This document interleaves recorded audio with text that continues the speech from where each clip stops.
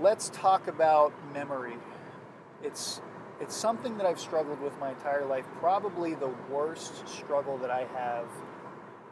At least I think so, unless I'm forgetting something, which is highly likely. Um, I don't remember a lot from when I was a kid. I don't remember a lot from yesterday. Most days I don't remember what I ate for breakfast. But probably my earliest notification or indication of my memory issue was when I was younger. And my dad's a military guy, he's a Marine, really cut and dry, black and white. Hey, get this done, here's your deadline. And you say, okay, Dad, and he'll go, Roger that, you know what's going on, you'll take care of it, I got other things to worry about. He goes about his day. And that's fantastic for people who don't like being micromanaged, like me, for instance, because when you're micromanaged, it's, in my opinion, it's like the person's basically reminding you all day that they think you're completely incompetent, you're an idiot, you can't tie your own shoes, and you probably won't be able to dress yourself in the morning. Like, I can't think of anything more insulting than micromanaging people that are your subordinates. Anyways, so a lot of times I would forget what he would told me, what he told me to do, and I wouldn't remember. I genuinely would just not remember. And like, let's say he gave me a deadline on Monday. He told me, hey, have this done by Friday before I come home from work. And I said, hey, no problem, Dad. And then, of course, I'm going to procrastinate a few days because I'd rather have fun than worry about this chore that I have to do. And then I might remember it a little bit first day, maybe. Sometimes I forget it immediately. But by the time that day comes around, and it always seems like I'm having a fantastic day when this happens, I'll forget. I've completely forgotten about it. Not even remotely remember. I might just be sitting around doing nothing. I might have had an hour to take care of whatever it was that I just didn't remember. And all of a sudden, maybe it's quiet in the house and I can hear his diesel truck driving down the street. And I just have this moment of sheer panic and dread because I just realized that he told me to do something on Monday before he got home, and he's pulling up into the driveway. So now I'm panicking because I'm dreading this conversation that's about to take place. And worst case scenario, he's going to yell at me, he's going to ground me, and he's going to take away everything that I love for this foreseeable future. And, just the disappointment is bad enough. Best case scenario, maybe he's got a lot on his mind, maybe he forgets, maybe he doesn't say anything right away and I can get it done real fast. And if that's the case, he probably noticed that I did that. But usually what happened on an average good day or average day for him is he would be frustrated and maybe he'd raise his voice a little bit and he'd go, what? How did you forget? Like, how could you forget this? I told you to do this. Why didn't you do this? And so my initial reaction is that I feel like my world is coming to an end. And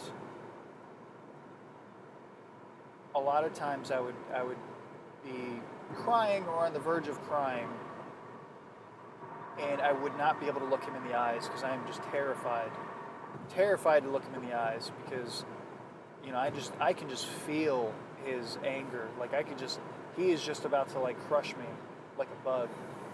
And I just want to curl on the ball and die. And my only response to this situation is, I don't know why I didn't do this. I forgot. Because I did. And I'll never forget what he would tell me. He would say every time, you didn't forget, you just didn't want to do it. And it was crushing because first of all, it wasn't entirely true. It wasn't true in the sense that he was calling me a liar. And I wasn't a liar. I was telling the truth, my truth.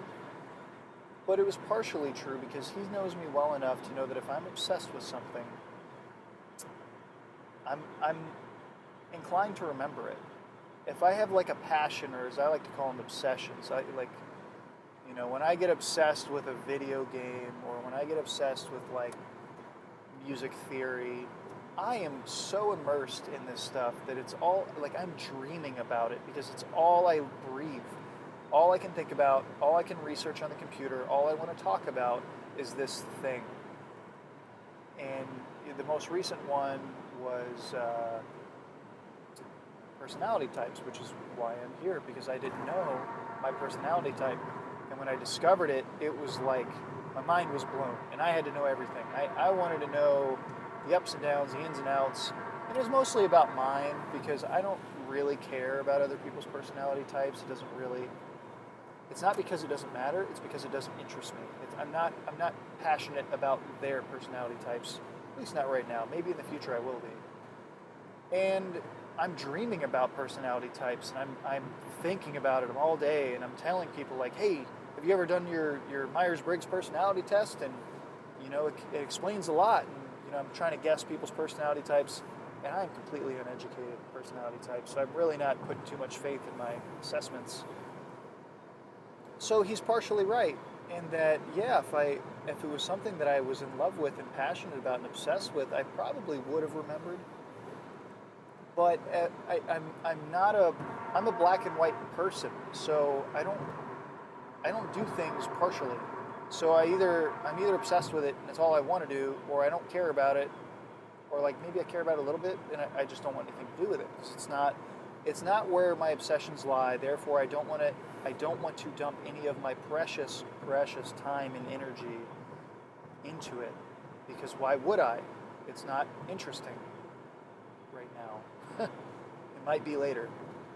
And I don't know. And I've always struggled with this. And even when I want to remember stuff, if it's not my number one priority, I don't remember what I had for breakfast yesterday.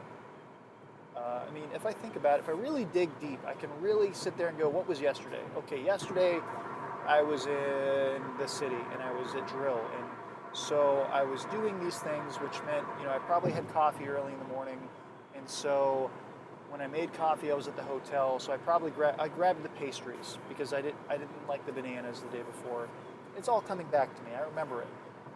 But if you were like, gun to my head, what did you have for breakfast? Pull the trigger, dude. I don't know. I really don't know. Sorry.